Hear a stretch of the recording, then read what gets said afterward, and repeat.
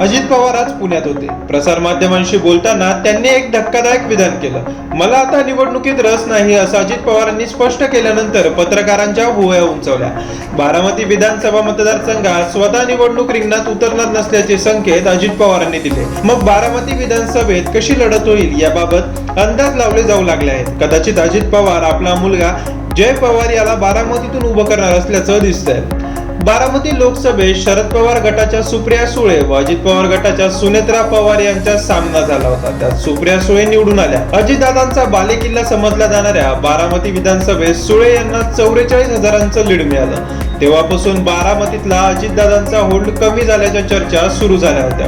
शिवाय त्यावेळी सुप्रिया सुळेंची प्रचाराची जबाबदारी घेतलेल्या युगेंद्र पवारांच्या नावाची चर्चाही या मतदारसंघात सुरू झाली होती. 2019 मध्ये मुलगा पार्थ पवार आणि 2024 मध्ये पत्नी सुनेत्रा पवारांचा पराभव झाल्यानंतर अजितदादा युगेंद्र पवारांसमोर स्वतः लढतील का असा प्रश्नही उपस्थित होऊ लागलाय. पुण्यामध्ये ध्वजारोहणाच्या कार्यक्रमाला अजित पवार उपस्थित होते. त्यानंतर माध्यमांशी बोलत असताना अजित पवारांना जय पवार यांच्या उमेदवारीबाबत कार्यकर्ते मागणी करत आहेत असा प्रश्न विचारण्यात आला.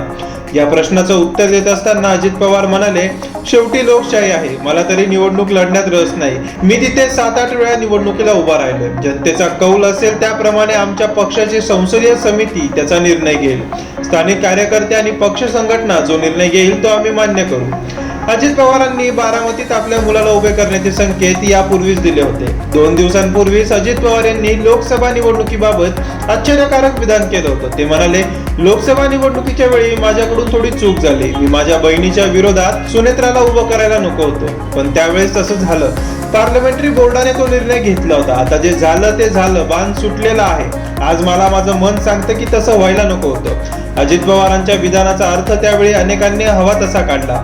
यावेळी युगेंद्र पवारांविरोधात अजित पवार स्वतः लढण्याऐवजी मुलगा जय पवारला उभं करतील असा चर्चा त्यावेळेपासून सुरू झाल्या होत्या.